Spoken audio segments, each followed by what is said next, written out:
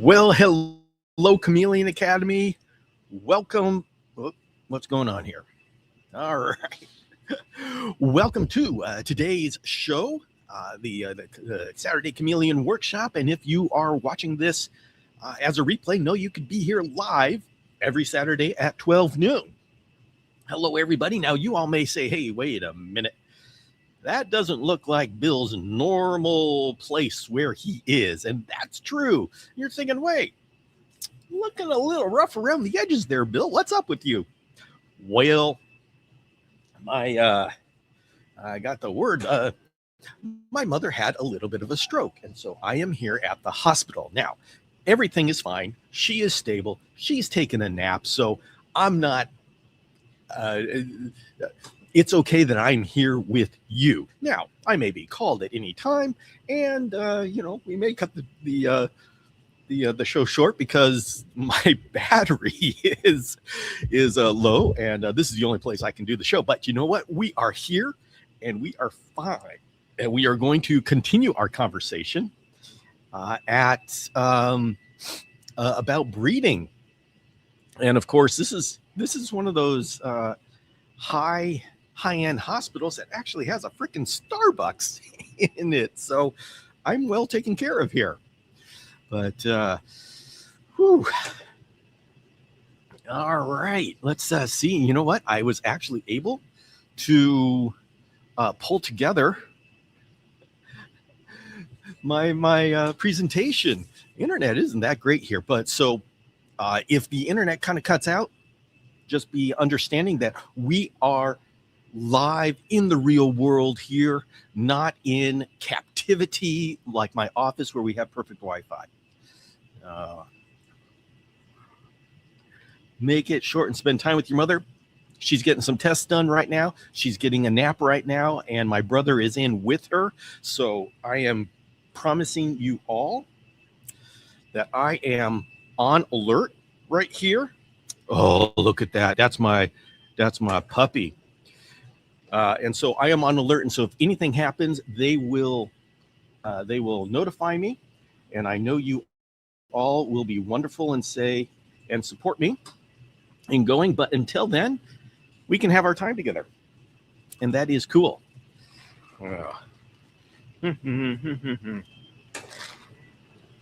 And it was just a very minor thing. So we believe that she is out of any trouble. So we are hopeful.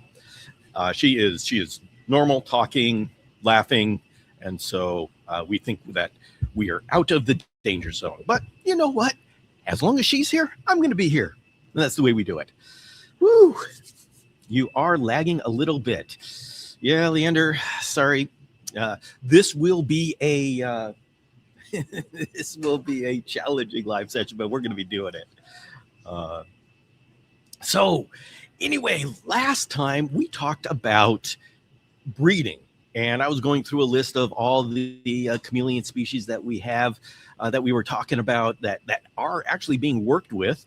And I asked some people to send in, what are you working on? And so we're going to be going over some of the things that we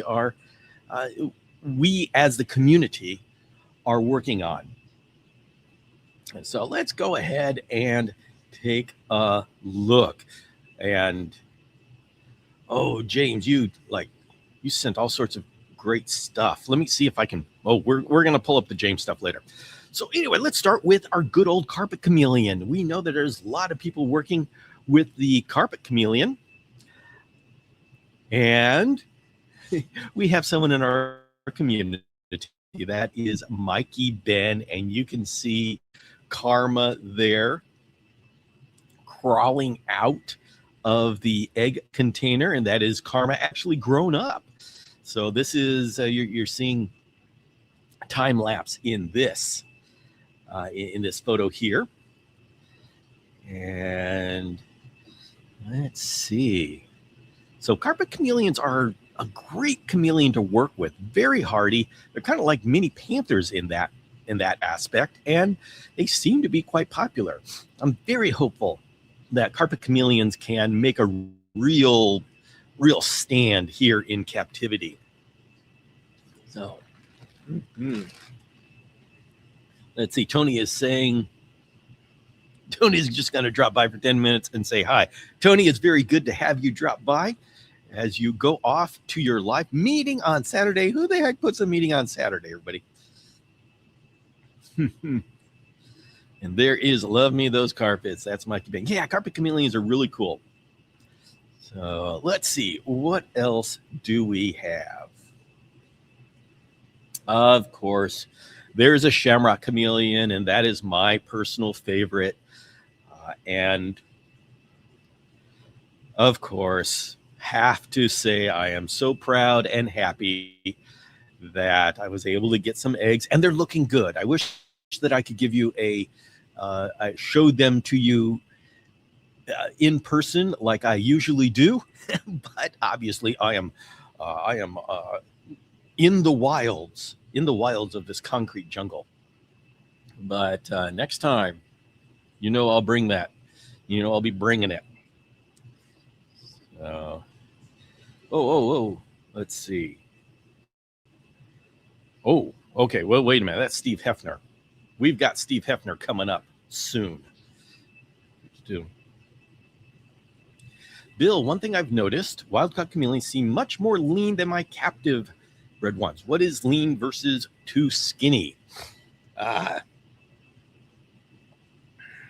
Well, it's the difference between an active style and a sedentary lifestyle.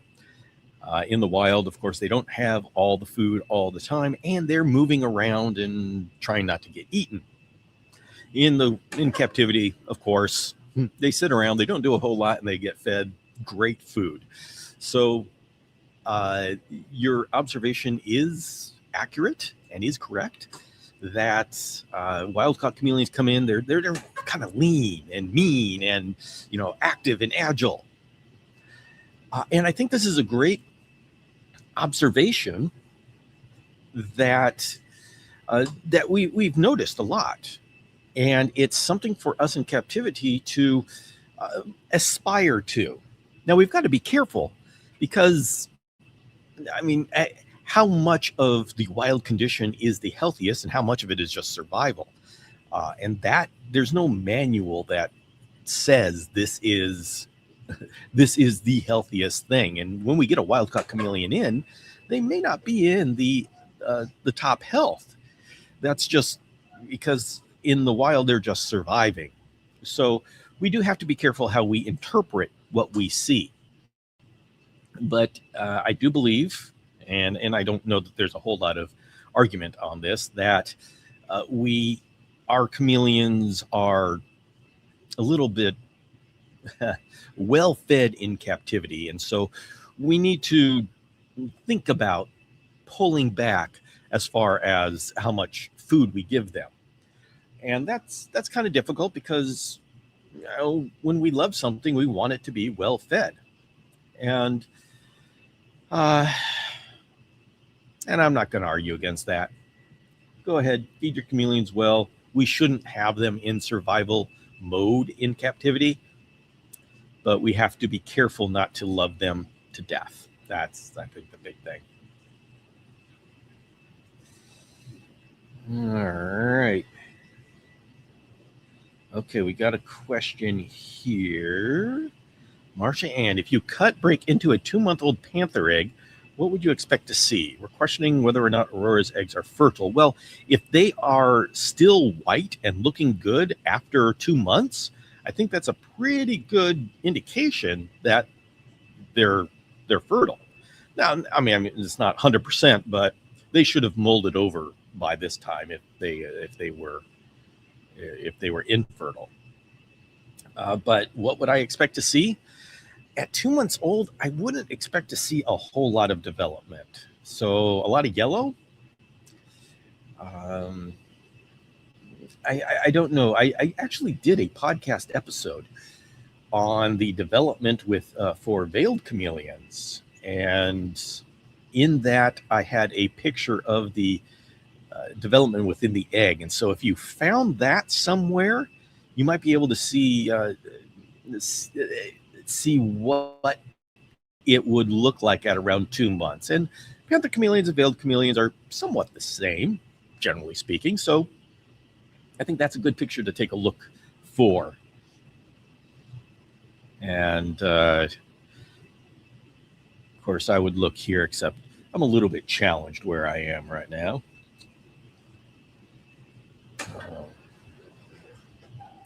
We have an update. Nate, are you talking about your Malthae? Yeah, Nate's Malthae had a swollen eye turret. Nate, are you talking about your Malthae? Because I would love to have heard that news about your Malthae. Yes, Malthae, excellent. Thank you. I am so glad to hear that.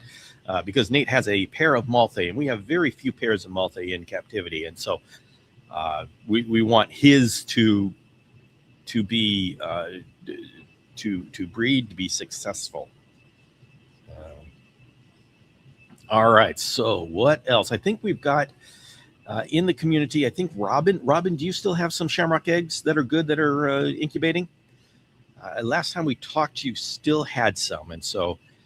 Give us an update as to how those are doing. That would be very exciting for those two to hatch. All right, Fursa bifidus. Oh my goodness, this beautiful thing from Madagascar that James championed, and this is Kiwi. James's female Fursa bifidus, who he bred and is looking very gravid, and we are excited for what could happen. Okay, this is from the Shamrock Eggs. I look at them every day. They are looking good. That is so exciting. I cannot wait to have some captive hatched Shamrock chameleons running around this community. So, okay, we also, this is so exciting. I had a mating as well, but it doesn't look like she's not getting rotund. So it must not have taken. But boy, she doesn't like any males. So, she's acting like she's gravid, but certainly isn't looking like it. Couldn't find her this afternoon. I'm hoping Kiwi's down on the bottom doing some exploratory holes. Oh my goodness, that would be so exciting, man. That would be so awesome. All right. Mike says we need to have a party if Robin has those shamrock eggs. We certainly do. We will have an online party. Robin, you let me know when those hatch, and we are going to arrange a party. All right.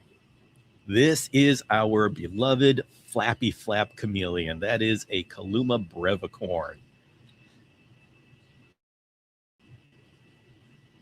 And we have a little bit of news from Steve that one of his females laid an infertile egg. And that means that she is ready. And so if she's laying those, gets those all out of the way, then she can actually mate, and we can maybe have more captive hatched brevicorn, which is exciting because I know that Marsha and Renee have a pair now. So this will be very exciting to be able to have a couple of bloodlines.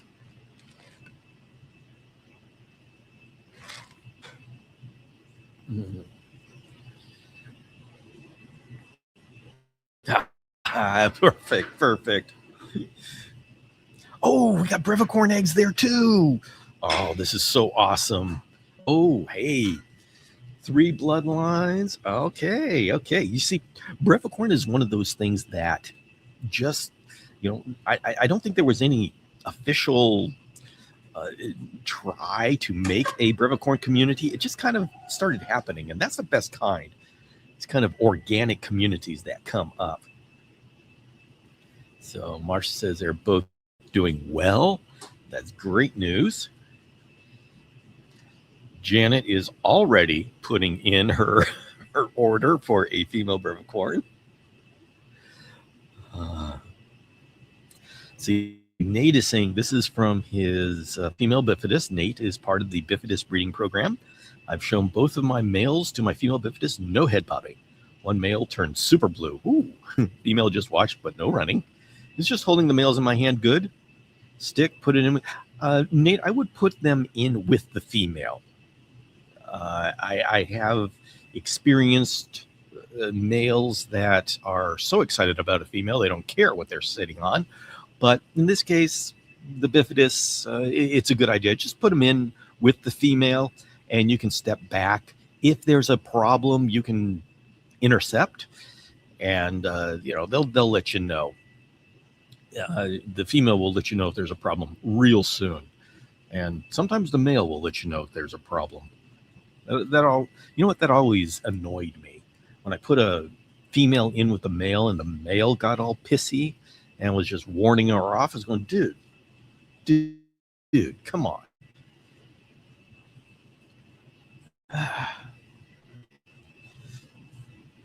Lisa says, my bucket list chameleons are female parsons and a flappy flap. That is an excellent bucket list. Just got in, see all brevicorn talk. What did I miss? What you missed, Alex, is that we got like 3 bloodlines of brevicorn cooking right now. So 2026 might be a good year for brevicorn. What does a receptive female brevicorn look like? She looks passive, and she is not trying to bite the head off of the male. The absolute best scenario, when you get a female in the exact right mood, in the exact right time, she will turn her back to the male and move her tail aside. I have seen this, and very rarely have I seen it, but when I've seen it, that means you got her on the exact right day.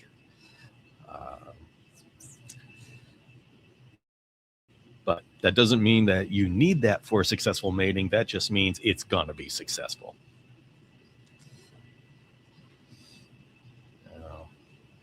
We all love our flappy flaps.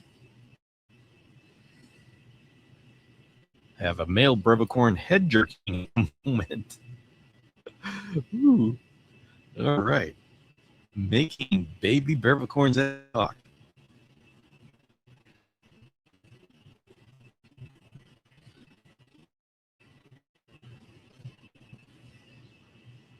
Let's see. All right.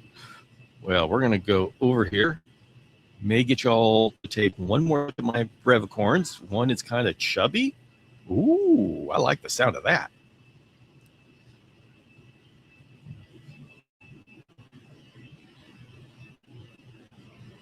All right. There we go. Of course, this is the this Kinyongia bomi, and we took a look at this last week.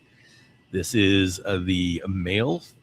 I believe this is Fred. Do I remember that name correctly? Fred, a male with Nate Rowley,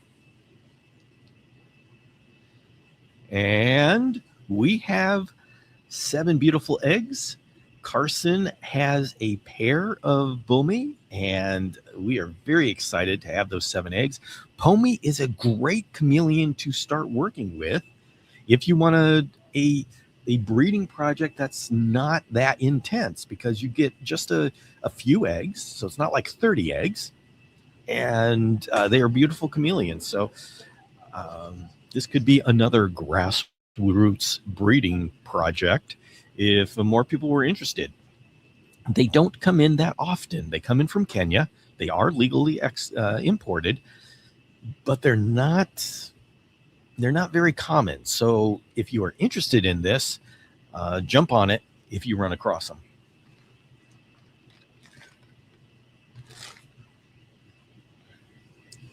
Let's see. Got a call at 5 o'clock this morning from Jordan Ledbetter in England. Had a long discussion about breeding. He's very impressed with what we're doing over here. Oh, well, that's great.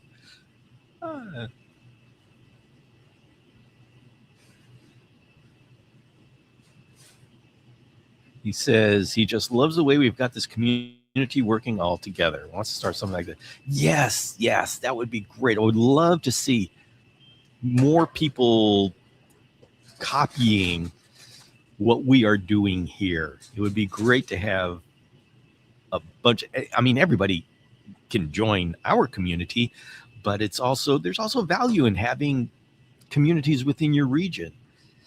That is awesome. Robin says field trip to England. I think that's a great idea. Oh. By the way, everybody, can you all hear me? Well, I'm trying to be quiet so I don't disturb everybody around here. Here I am having a live session while in the public area. So just I just want to make sure that you guys can hear me. I brought my impressive mic. Oh, yeah, we can hear. Thank you, Janet. Thank you very much. I just want to listen to everyone over there talk. Maybe I should do a podcast in episode of just our people from England, and so you could all just hear what they say.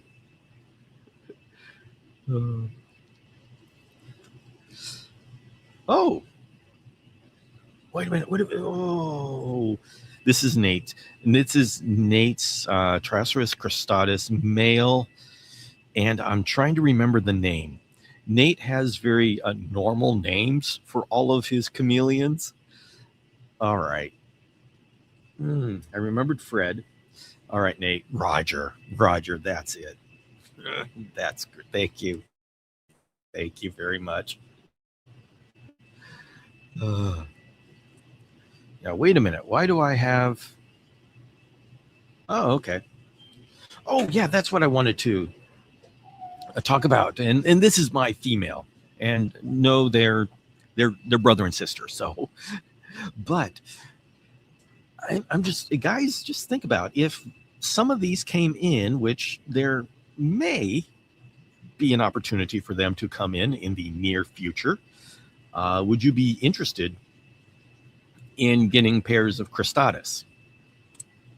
And with that comes Rampholion spectrum and Triceratops serratus, kind of like the peacock chameleon.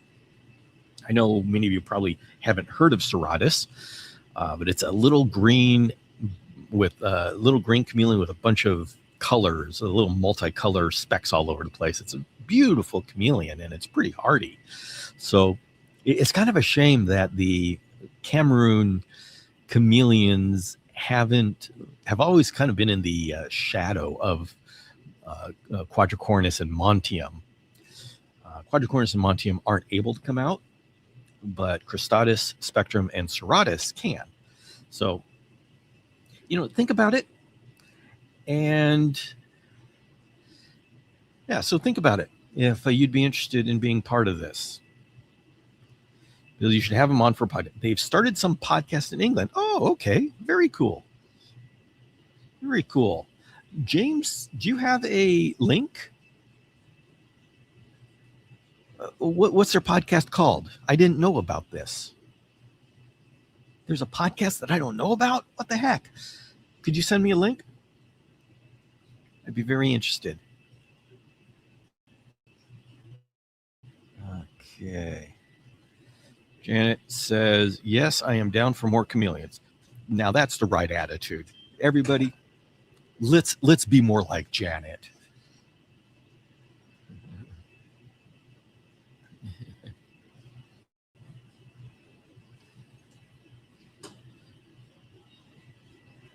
Yeah, Johnson and I one day.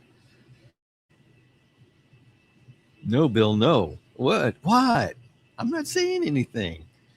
I'm not doing it myself. I'm just offering this opportunity that there may be I'm not even offering the opportunity. I'm just saying maybe there's an opportunity. Apparently they just started it. I'll hit them up and find out. Yeah. I mean, if it's a podcast, it's either on Apple Podcasts or YouTube, and I should be able to find it.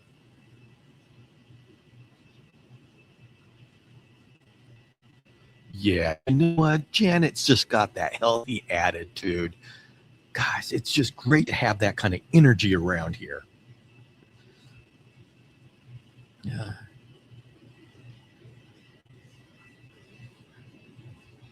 If you're not down for more, you're even in the right group. Probably not.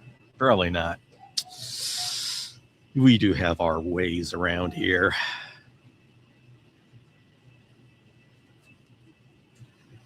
Yeah, a beautiful. Oh, talking about cristatus. Yes. You can't see in this picture here, but there's a beautiful blue crown that the male cristatus get. Now,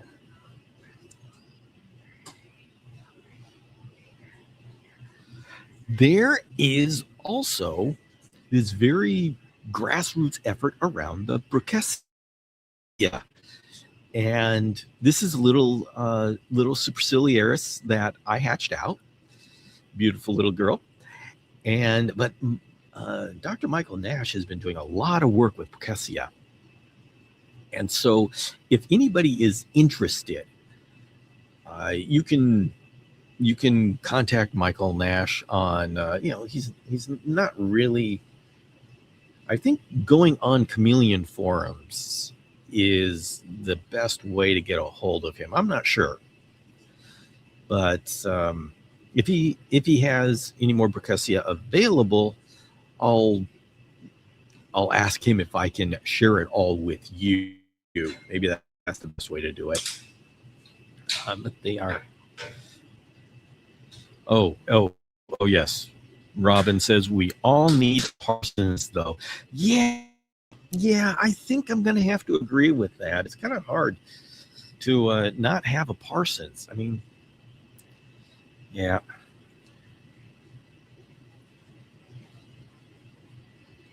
James says, got a baby veiled chameleon from a reptile show in Tampa. He was supposed to give me a male, but I think it's a female. All right. It's been a great show for Sean to reveal his secret project finally. Oh, Sean will do whatever he's going to do when he's doing it. Ready. Oh. This is a Bradypodian thamnobates. This is the father of the one that I have. And I got them 10 years ago. And so this is, oh no, wait a minute. This is the grandfather of the one I have. I literally have, I've got second generation Bradypodian thamnobates. I got one male, but there actually are some that are trickling in. They're very expensive, but they are trickling in. If they are established, I got to tell you guys, this is such a great species. It is so hardy. It's live bearing. It's a little guy, but they are awesome.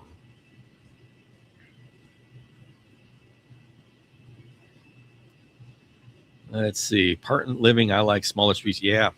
Brucessia or the Rampholium spectrum would be really good, or even the Triceratops serratus.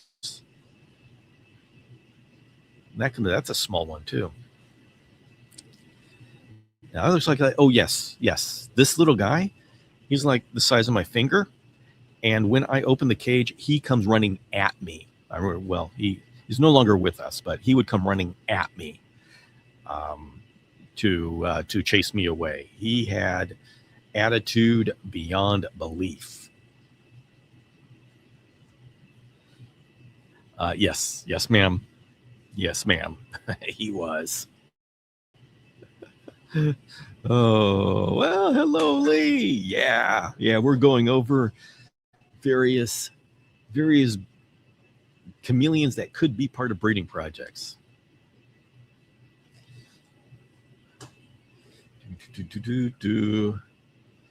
Matt says, do you keep them outside? Yes, I do. The wonderful thing about Brady Pony and Thamnobates is that they come from South Africa, which is way far from the equator, about the same distance as I am from the equator. So they are used to the same seasons that we have here. This is why they're wonderful for the northern hemisphere. If you take chameleons from the most southern latitude, like South Africa, or from the most northern latitude, which would be the common chameleon, Camaleo, those have seasons that are just like us in the United States. So,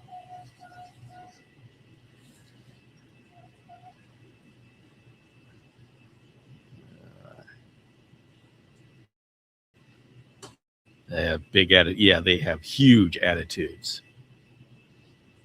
You have full count? No, I don't. And I make it a point not to. Oh, yes. And of course, our good old Drosserus Johnsoni, the Johnston's chameleon. Oh, what do females look like? Oh, you know what? Okay, let's go back. Nate is asking what females look like. Let me see if I can find one here. Give me a second. I'm going to find a female Thamnobates. Give me a second. Talk amongst yourselves. There we go.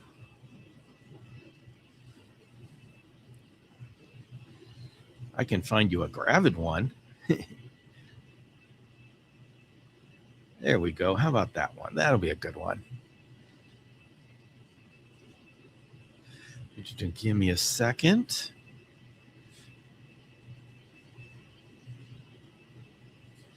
All right, I found one for you guys.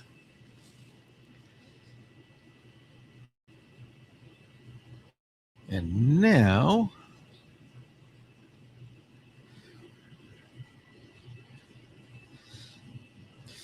because the internet is bad, it's going to take forever.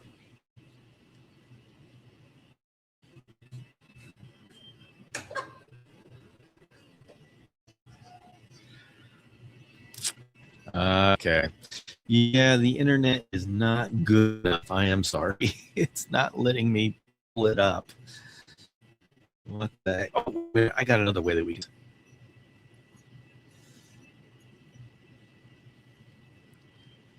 Here we go. We are not going to give up on this.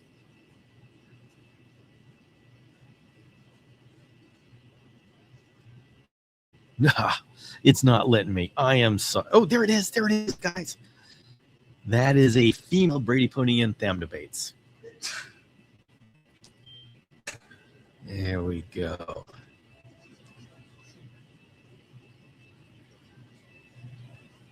It says, I'm over live births. I can't prepare for how many will come. 37. Yeah, that's the problem with live births. That is a huge problem with live births. Oh.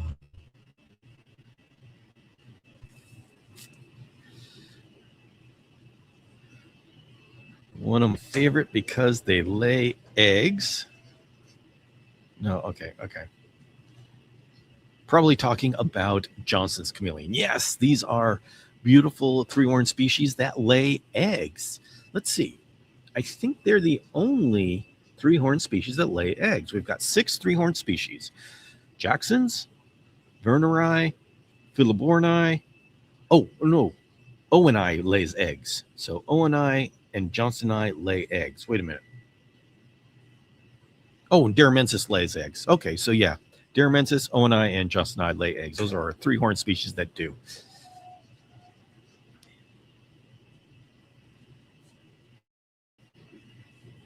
Need more Johnstonii come in? Yeah. And we need the people in Congo to really have a good sense of how to bring them healthy. So that's going to be a challenge. They got to trained to do that, because the Johnsons come from completely on the other side of the country, and Congo's a big country from where the airport is. And so these guys have to have a way to keep these chameleons healthy for the 2-day trip. Yeah.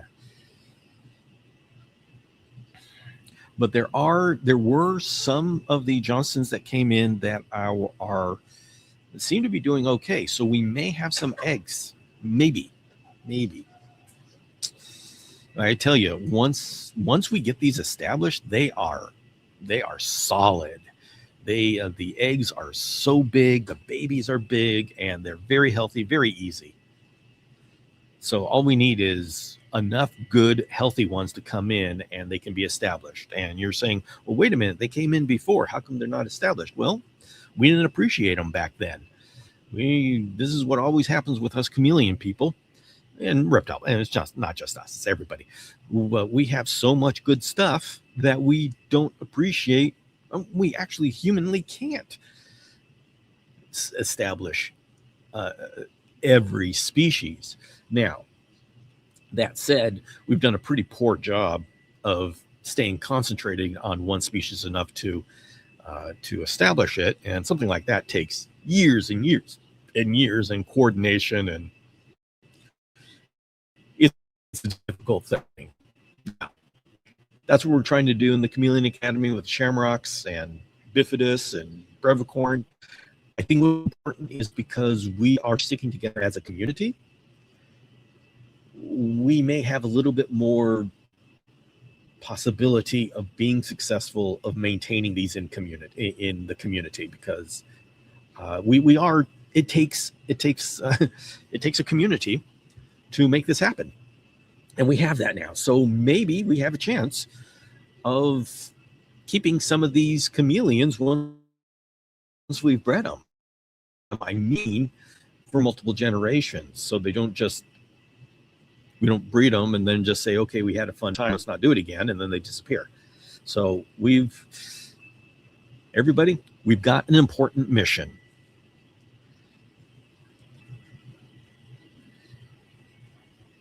Richard is waiting for AAA right now. I've been stranded here since Thursday. Oh, no. Oh.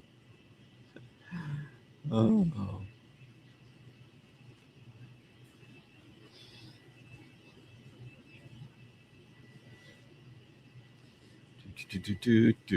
just going to go through all the chats here.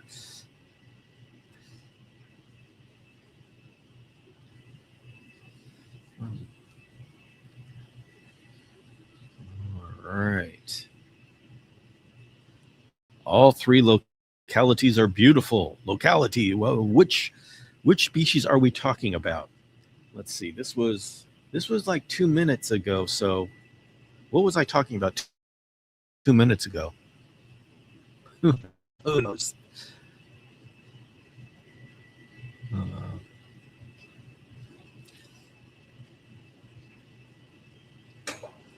He says, next one I'm getting is a panther. Panther chameleons are awesome. You'll be very happy with a panther chameleon. So let's see what we got.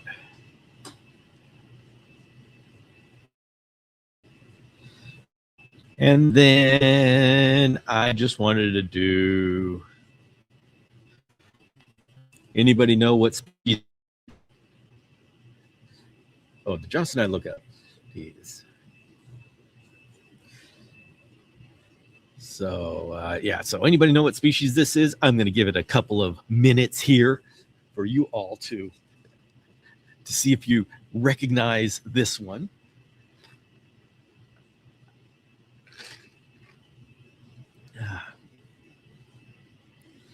So, any guesses?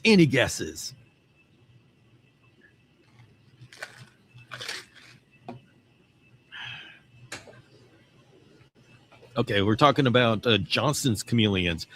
There are actually a lot of localities of Johnson's chameleons.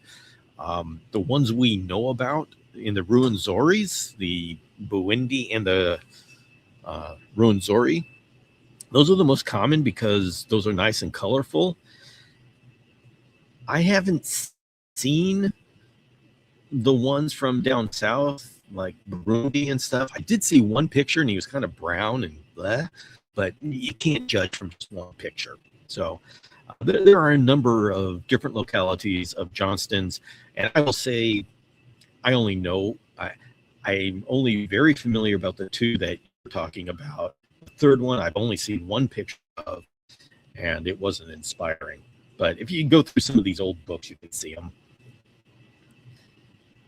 But I will tell you, we've got the best ones in the Ruwenzori and the Buwindi.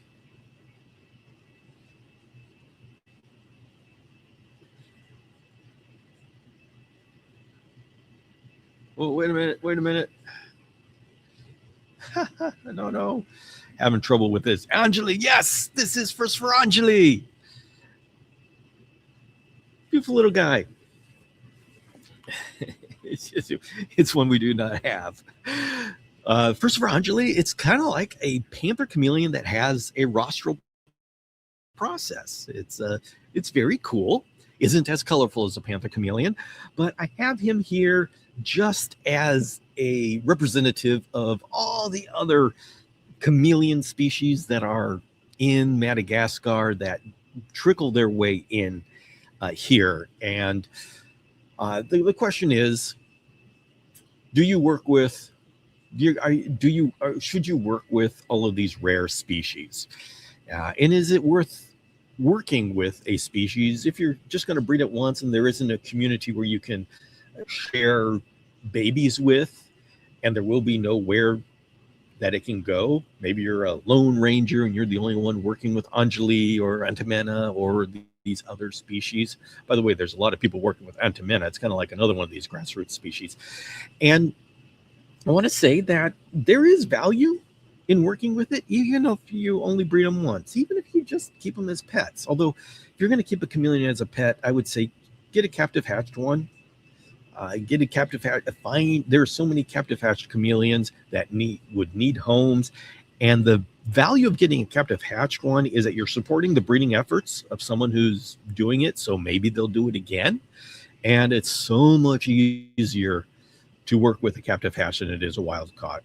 Don't go through quarantine if you don't have to. But if you decide you love a species like Anjali, go ahead, enjoy, and learn what you can from it and share with the community. Not everything that we do has to have any grand purpose in the world. Now, we are doing things because we would like to do something with grand purpose in the world, and that's what we're doing with the shamrocks and the bifidus, and we're coming together as a community. But it's okay if you want to do something just for fun. It's okay. Don't think that you have to do something and come up with a reason for it. I see this a lot where people have decided that they are going to breed so they can reduce the stress on wild-caught populations. This is just a justification for doing what they want to do. And I want to say, you don't need to come up with a justification. If they are coming in, they need a home. Enjoy. Do it just for the fun of it. And, the truth is, nothing that you do is going to relieve the pressures on the wild populations. The quotas are set not by the market, but by CITES, by scientists. They say this is how many can go. And when an exporter has quota, they're going to want to use all of the quota. And so they're going to send all of the chameleons that are on the quota. They are not deciding which chameleons to send based on which ones sell, because here's the truth of the matter is all chameleons will sell. It's just the price. And if you get some rare chameleon, you just change the price until they sell. And so they'll always come in, and it doesn't matter whether you breed them or not. So, but I'm also saying you don't need that. You don't have to. Whoops. Sorry if I'm coming in and out. All right. Let me go back to the chat. Hello, Christopher. Very good to see you.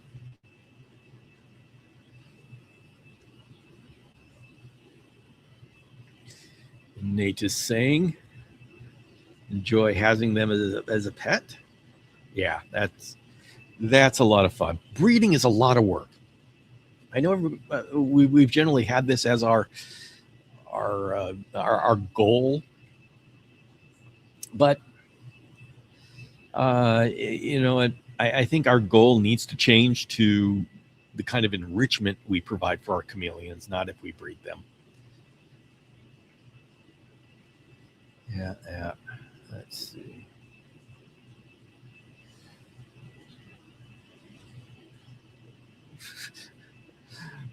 All right. Just going through the chat. So,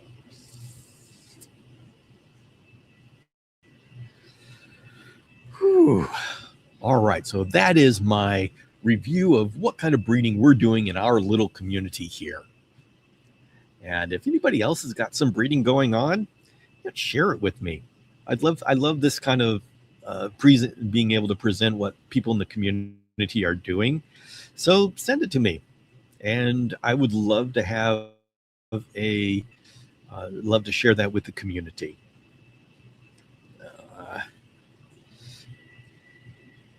So wait a minute.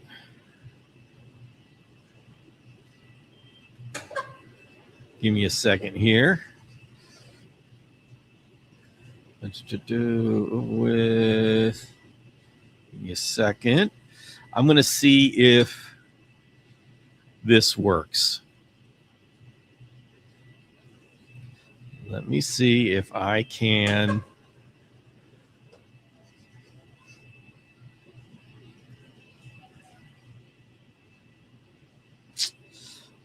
All right, I may be able to share a picture of a Johnson eye.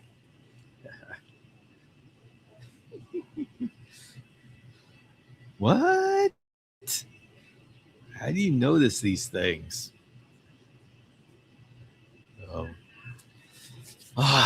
All right, everybody. We are.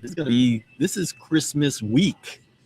What a crazy we are. It's one of those things where, in my world, Christmas week just means that it's the countdown to Madagascar, which is happening 1 to little over 3 weeks.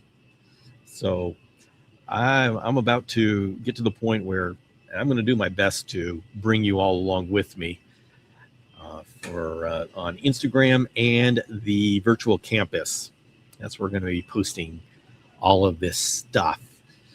And yes, I am very excited. And if anybody is in communication with Eliza Ann, let her know that I have started packing. And I'm looking for the proper rain waterproof jacket so I don't look like Grimace this time.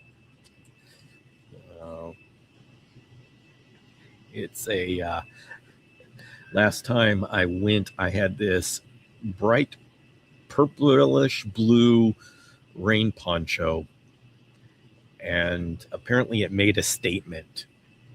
Not necessarily a great statement, but a funny statement. Oh. You don't want to be a blue Oompa Loompa. Yeah. See, Columbia makes really good rain jackets. Okay, I'm going to take a look. I'm going to get a real good rain jacket this time. The thing is, I don't have a whole lot of space. And with all of the dog treats that I'm going to be taking, I don't have a whole lot of weight. I get like 50 pounds. That's all I got.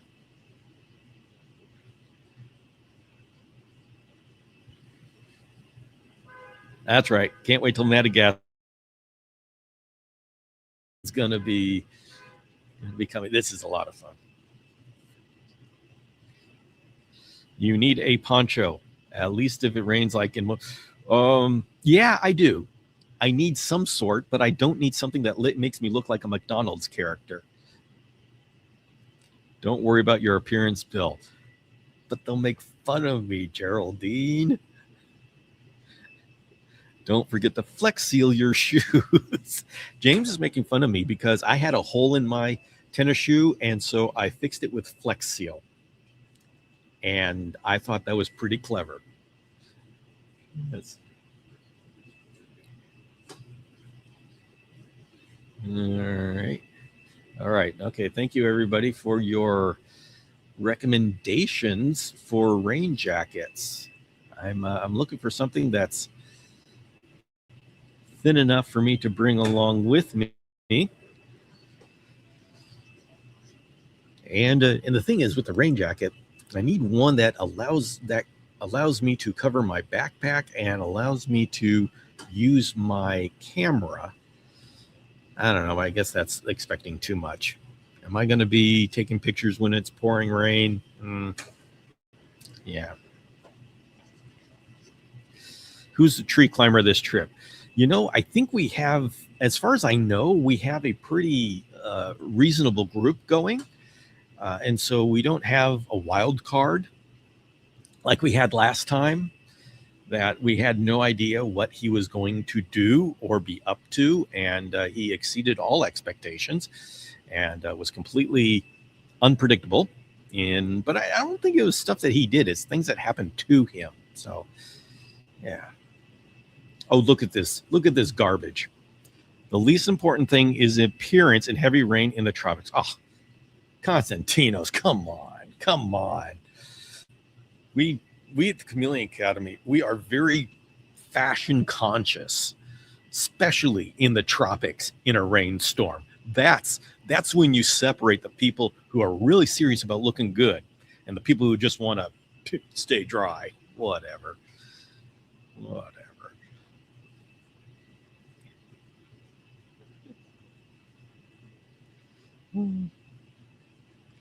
Even a poncho barely saves you in the equipment from a proper tropical flooding rain. This is correct. When the rain hits, the rain hits. And the thing is, we will be up on, there are 2 mountain hikes on this trip. One of them is like a day hike, and that's fine. The other one is a night hike. So we hike to the top of the mountain. It's not like a Mount McKinley thing, but yeah, so we go up to the top and we wait until it gets dark and then we come down. And so that's the time where we get the great shots of fog filling in the valley, and it's beautiful. But that's the point. If it starts raining while we are up there, that's where it gets we may be hiking back the entire way, hours the entire way, and not be able to see chameleons. So that's a one risk there.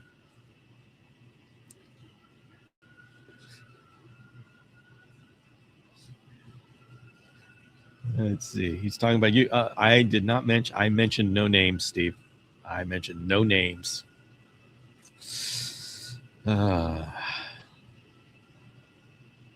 Appearance is everything. You know what? So you know what? We have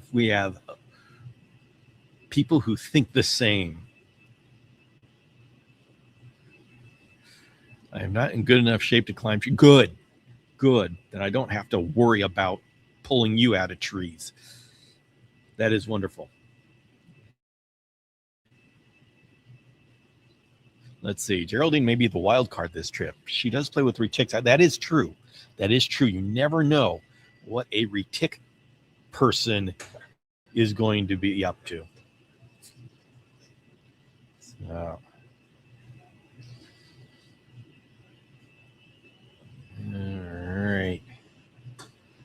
All right, everybody. We are coming to the end of our show today. Is there any last things anybody wants to share? Anything happening for the rest of the year? I will say that I am working very hard on some new for next year. That'll probably start in February. So if you just hang tight with me, it'll be a little bit like more of the same through December, through January. Well, of course, that's Madagascar. But starting in February and then March, April, May, we're going to have some new stuff coming out, a new approach to things, and trying to lay some groundwork. And I actually have a 2-year plan here. So we're going to do a lot of laying the groundwork in 2026. And then in 2027, with all the groundwork laid, then we get to go a little bit nuts, and we will enter into the second decade of the Chameleon Academy. So, all right, everybody, it is the end here. And I want to say thank you very much for joining me here. I just got a message saying that my mother is ready to go. So, hey, it worked out. So thank you very much for joining me here. I will be here on Tuesday at 5 p.m. Pacific. And so have a great weekend. I'll see you then. Bye, everybody.